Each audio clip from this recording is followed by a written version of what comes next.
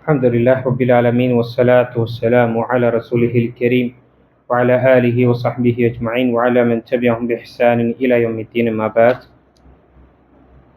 ونبي موسى الأشعري رضي الله عنه أنه توضأ في بيته ثم خرج فقال لألزمن رسول الله صلى الله عليه وسلم ولأكونن معه يومي هذا إلى آخر الحديث.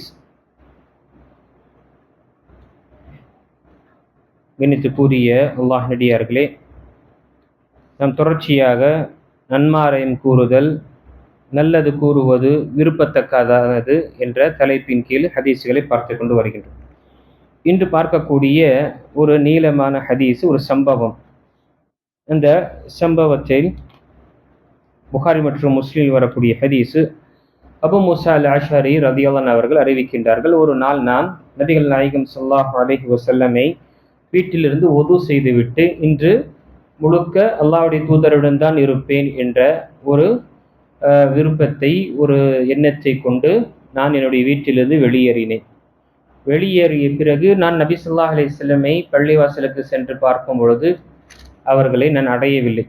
சஹாபாக்களை கேட்டு எங்கு என்று, இந்த பக்கம் என்று சென்றார்கள் என்று சொல்லும் பொழுது நான் அவர்களை தேடிக்கொண்டே கேட்டுக்கொண்டே செல்லும் பொழுது பிஹ்ருல் அரீஸ் என்று சொல்லக்கூடிய ஒரு தோட்டத்திற்குள் சென்றார்கள்.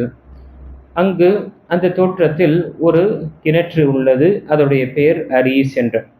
நபி ஸல்லல்லாஹு அலைஹி வஸல்லம் அந்த கிணற்றில் மேல் சுவரில் உட்கார்ந்து கொண்டு தன்னுடைய கெண்டைக்கால் திறந்த நிலையில் கிணற்றில் நபி ஸல்லல்லாஹு அலைஹி வஸல்லம் அதை தன்னுடைய கால்களை தொங்கவிட்ட நிலையில் உட்கார்ந்து கொண்டிருந்தார்கள். அப்போ அபூ மூஸா அல்-அஷ்அரி ரலியல்லாஹு அவர்கள் சலாம் சொல்லிவிட்டு என்ன கூறினார்கள், இன்று நான் நபி ஸல்லல்லாஹு அலைஹி வஸல்லமுக்காக ஒரு காவலனாக இருப்பேன் என்று என்ன செய்தார்கள், தோட்டத்திற்கு வெளியே உட்கார்ந்து விட்டார்கள். உடனே அபூபக்கர் ரலியல்லாஹு அவர்கள் வருகின்றார்கள். இதற்கு முன்னால் நபி ஸல்லல்லாஹு அலைஹி வஸல்லம் ஒரு எண்ணம் கொள்கின்றார்கள், தன்னுடைய மனசிலே சொல்லிக் கொள்கின்றார்கள், அல்லாஹ் தஆலா என்னுடைய தோழர்களுக்கு நலனை நாடி இருந்தால் அவர்கள் இங்கு வருவார்கள் என்ற ஒரு எண்ணத்தை கொண்டு வருவான், அல்லாஹ் இங்கு கொண்டு வருவான். அப்போ அங்கு அந்த அபூ மூஸா அல்-அஷ்அரி ரலியல்லாஹு அவர்கள் வந்து, அல்லாஹ்வுடைய தூதரே, அபூபக்கர் வந்திருக்கின்றார், நீங்க அனுமதி கொடுத்து அவர்களை உள்ளே அனுப்புவேன். சரி, அவர்களுக்கு அனுமதி கொடுங்க, பிறகு அவர்களுக்கு நன்மாராயத்தும் அவர்களுக்கு சொர்க்கத்துடைய நன்மாராயத்தையும் சொல்லிவிடுங்கள் என்று நபி ஸல்லல்லாஹு அலைஹி வஸல்லம் அவர்களுக்கு சொல்லுங்கள் என்று கூறினார்கள். அதை கேட்ட அபூபக்கர் ரலியல்லாஹு அவர்கள் வந்து நபி ஸல்லல்லாஹு அலைஹி வஸல்லமுடைய வலது புறத்தில் அந்த கிணற்றுடைய செவுரில் உட்கார்ந்து கொண்டார். அடுத்ததாக உமர் ரலியல்லாஹு அவர்கள் வந்தார்கள். அவர் வருவதற்கு முன்னாலும் நபி ஸல்லல்லாஹு அலைஹி வஸல்லம் மனசில் ஒரு எண்ணத்தை கொண்டார்கள், அல்லாஹ் என்னுடைய தோழர்களுக்கு நலனை நாடி இருந்தால் அவரை இங்கு கொண்டு வருவான். உமர் ரலியல்லாஹு வருகின்றார். அதே போல அனுமதி கேட்கப்படும் பொழுது அனுமதி கொடுக்கப்படுகின்றது. அவரிடம், உங்களுக்கு அல்லாஹு தஆலா சொர்க்கத்துடைய சுபச்செய்தி சொல்கின்றான் என்ற அந்த சுபச்செய்தியும் தெரியப்படுத்துங்கள் என்று அபூ மூஸாவுக்கு தெரியப்படுத்துகின்றார்கள். மூன்றாவதாக அதே போல் நபி ஸல்லல்லாஹு அலைஹி வஸல்லம் எண்ணம் கொள்கின்றார்கள், என்னுடைய தோழருக்கு அல்லாஹ் நலனை நாடி இருந்தால் அவரை இங்கு கொண்டு வருவார். உஸ்மான் இப்னு அஃபான் ரலியல்லாஹு அவர்கள் வருகின்றார்கள். உஸ்மான் இப்னு அஃபான் ரலியல்லாஹு அவர்கள் வரும் பொழுதும் அவர்களுக்கும் சொல்லப்படுது. ஆனால் நபி ஸல்லல்லாஹு அலைஹி வஸல்லம் அங்கு என்ன கூறுகின்றார்கள், அவருக்கு அனுமதி வழங்குவீராக, அவரை அடையும் சில சோதனைகளுடன் சொர்க்கம் அவருக்கு உண்டு என அவருக்கு வாழ்த்து கூறுவீராக என்று கூறினார்கள். நான் வந்து உள்ளே செல்லுங்கள், உம்மை அடையும் சில சோதனைகளுடன் உங்களுக்கு சொர்க்கம் உங்களுக்கு உண்டு என நபி ஸல்லல்லாஹு அலைஹி வஸல்லம் அவர்கள் கூறினார்கள். இப்போ என்ன செஞ்ச வந்து பார்க்கும் பொழுது வலது புறத்திலும் இடது புறத்திலும் இரண்டு சஹாபாக்கள் உட்கார்ந்து கொண்டிருந்தார்கள். அங்கு உட்காரக்கூடிய இடம் இல்லாதனால நான் நபி ஸல்லல்லாஹு அலைஹி வஸல்லமுக்கு எதிரே இருக்கக்கூடிய செவுரில் நான் உட்கார்ந்து விட்டேன். இப்போ இங்கு அந்த வார்த்தை கேட்டவுடனே, சோதனைக்கு பிறகு உங்களுக்கு சொர்க்கம் என்று சொல்லப்படும் பொழுது, உஸ்மான் இப்னு அஃபான் ரலியல்லாஹு அவர்கள் அல்லாஹுல் முஸ்தஆன், பாதுகாவல் தேடுவதற்கு, உதவி தேடுவதற்கு அல்லாஹ்வே போதுமானவன் என்ற அந்த வார்த்தையை கூறிவிட்டு உள்ளே சென்றார்கள். இப்போ இங்கு மூவர்களுக்கும் நன்மாரையும் சுபச்செய்தியும் சொல்லப்பட்டு, சொர்க்கத்துடைய சுபச்செய்தியும் நன்மாரையும். இப்போ இங்கு முதல் விஷயம், இந்த சஹாபாக்களுடைய சிறப்புகளை நாம் அறிந்து கொள்ளலாம். ஒட்டுமொத்த சஹாபாக்கள் நாம் பார்க்கும் பொழுது இந்த மனித குலத்திற்கு ஒட்டுமொத்த சமுதாயத்திற்கும் அவர்கள் சிறந்த ஒரு சமுதாயமாக அல்லாஹ் தஆலா ஆக்கினான். அந்த சமுதாயத்திலும் சிறந்தவராக ஆக்கியது அபூபக்கர் ரலியல்லாஹு அன்ஹு, அதற்கு பிறகு உமர் ரலியல்லாஹு அன்ஹு, அதற்கு பிறகு உஸ்மான் பின் அஃபான் ரலியல்லாஹு, அதற்கு பிறகுதான் அலி ரலியல்லாஹு அன்ஹும் அஜ்மஈன். இந்த கண்ணியத்தை நாம் ஏற்றுக்கொள்ள வேண்டும். இவர்களை நாம் கண்ணியப்படுத்துவது என்பது ஒவ்வொரு முஃமினின் ஒரு கடமையாக இருக்கின்றது. இவர்களுடைய விஷயத்தில் விமர்சனம் செய்வதோ அல்லது சில கடுமையான வார்த்தை பயன்படுத்துவதோ அல்லது தகாத வார்த்தைகளை சொல்லி இவர் ஆட்சி புரிந்தது அநியாயமான ஆட்சியும் அல்லது அக்கிரமான ஆட்சியும் என்று சொல்லி இப்பொழுது சமீபத்தில் நாம் பார்க்கின்றோம். இந்த சூப்பர் முஸ்லிம் என்று சொல்லக்கூடிய முஸ்தபாவாக இருக்கட்டும் அல்லது சிலர் என்ன செய்கின்றார்கள், நாம் ஏகத்துவத்தை தூய வடிவில் நாம் சொல்கின்றோம் என்று சொல்லக்கூடியவர்கள் சஹாபாக்குடைய விஷயத்தில் சில நேரத்தில் என்ன அவர்கள் பொதுவான ஒரு சகோதரனுக்கு சொல்லக்கூடிய வார்த்தைகளையும் என்ன பயன்படுத்துவது கிடையாது. முன்னாடி இருக்கக்கூடிய ஒரு முஃமினிடம் பேசும் பொழுது கண்ணியமான முறையில் பேசக்கூடியவர்களாக இருப்பார்கள். ஆனால் அல்லாஹ் சஹாபாக்குடைய பெயரை சொல்லும் பொழுது அந்த கண்ணியம் அவர்கள் கொடுப்பது கிடையாது. அவன் இவன் என்று சொல்லக்கூடிய நிலை இருக்கு. அல்லாஹ் பாதுகாக்க வேண்டும். இப்போ இந்த சஹாபாக்களுக்கு நன்மாரம் சொல்லப்பட்ட பிறகும் இவர்களை பற்றி விமர்சனம் செய்வது என்பது நயவஞ்சகத்தனம் தான். அல்லாஹ்வே இவர்களுக்கு சொர்க்கவாசி என்று அவர்களுடைய ஹயாத்தில் அவருடைய வாழ்க்கையிலே சொல்லிவிட்டான். அதற்கு பிறகு நாம் யார் அல்லது நமக்கு யார் உரிமை கொடுத்தார் அவரை பற்றி விமர்சனம் செய்வதும் அவருடைய விஷயங்களை நாம கொண்டு மக்களுக்கு மத்தியில அதை பறக்கக்கூடிய விஷயத்தில் நமக்கு யார் உரிமைகள் கொடுக்கப்பட்டது? நமக்கு சொல்லப்பட்ட விஷயம் என்ன? ஒவ்வொரு முஃமினும் கடந்தவர்கள் யாரெல்லாம் வஃபாத்தாகிவிட்டார்களோ முஃமின்களாக இருக்கக்கூடியவர்களுக்கு அவர்களுக்கு நாம் செய்யக்கூடிய ஒரே துவா என்ன? அல்லாஹ் ரப்பனா ஃபிர் லனா வ லி இஹ்வானினா அல்லதீன சபகூனா பில் ஈமான். யா அல்லாஹ் எங்களை மன்னிப்பாயாக, பிறகு எங்களுக்கு முன்னால் கடந்த எங்களுடைய சகோதரர்கள், ஒட்டுமொத்த முஃமின்கள் ஒருவருக்கு ஒரு சகோதரர்கள், எங்களுக்கு முன்னால் கடந்த எல்லா சகோதரர்களையும் நீ மன்னிப்பாயாக.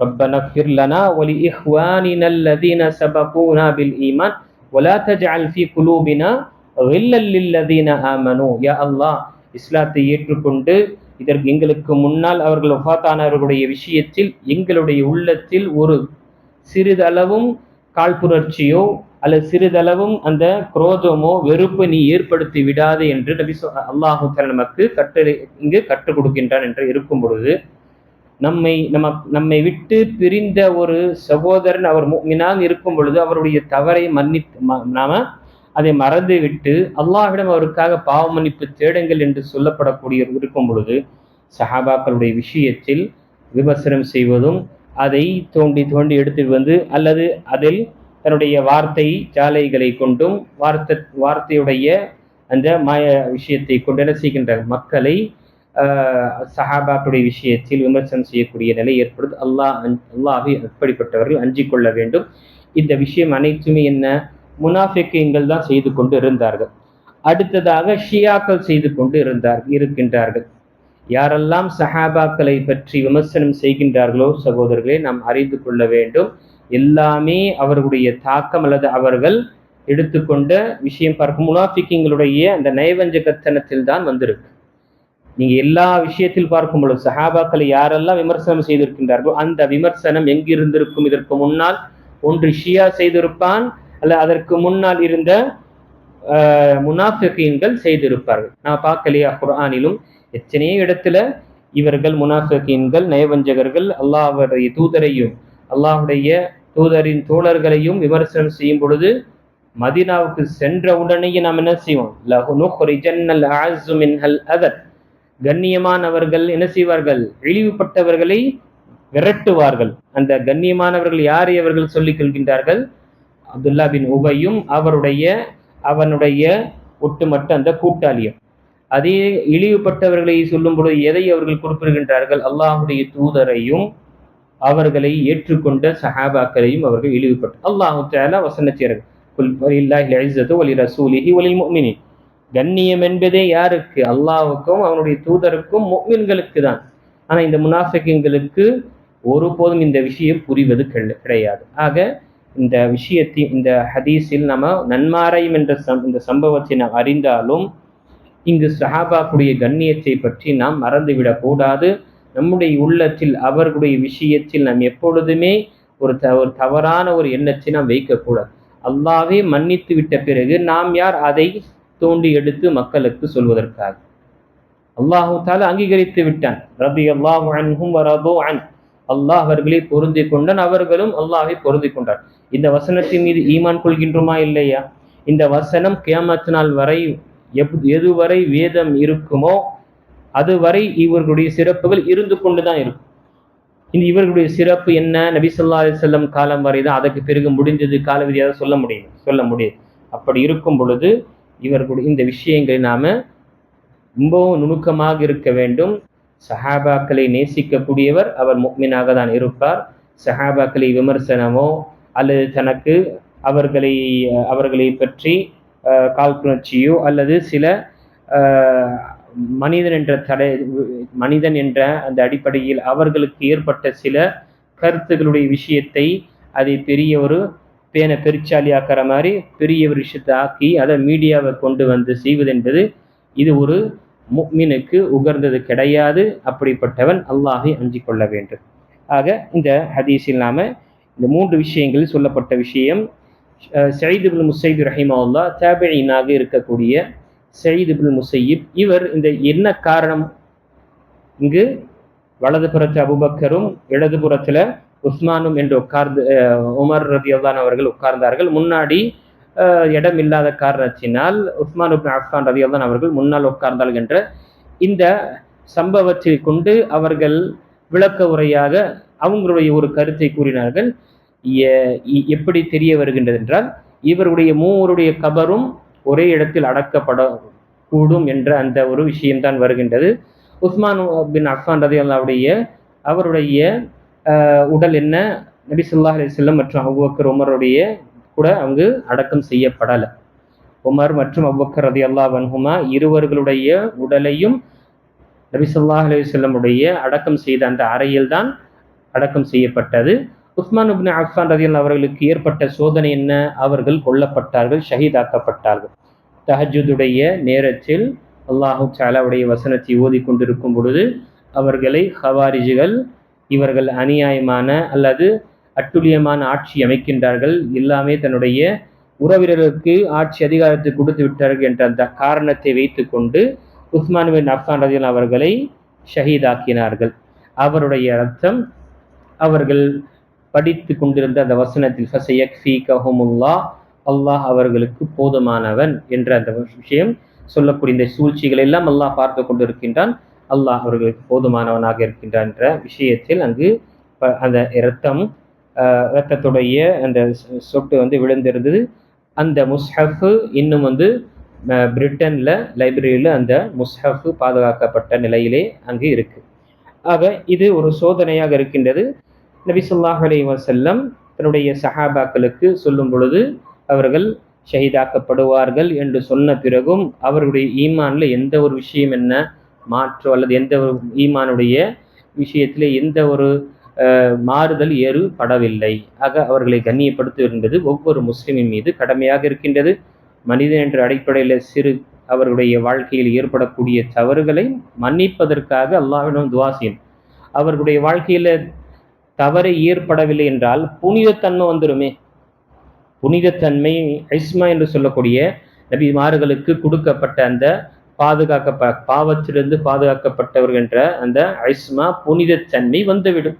அப்படி யாரும் நாம சஹாபாக்களை சொல்லவில்லை. மனிதன் என்ற அடிப்படையில அந்த சில விஷயங்கள் ஏற்படும் பொழுது அது அல்லாஹ் மறந்த பிறகு அதை மன்னித்த பிறகு நாம் யார் அதை எடுத்து விமர்சனம் செய்யக்கூடியவர்கள்? ஆக இந்த விஷயத்தை நினைவு கொள்ள வேண்டும். அல்லாஹு தஆலா சொல்லக்கூடியவனுக்கு அனைவர்களுக்கும் சஹாபாக்களை கண்ணியப்படுத்தக்கூடிய அந்த நிலையை நாம இது ஒரு கடமையாக நாம உணர்ந்து இதை செய்யக்கூடியவர்களாக அல்லாஹ் ஆக்கிருவானாக. சஹாபாக்களை பற்றி விமர்சனம் செய்யக்கூடியவர்களுக்கு அல்லாஹ் ஹிதாயத்தை கொடுப்பானாக, அல்லது அவர்களுடைய சூழ்ச்சியிலிருந்து அல்லாஹ் இந்த உம்மத்தை பாதுகாப்பானாக. ஆமீன். வாஹிரு தஅவானா அல்ஹம்துலில்லாஹி ரப்பில்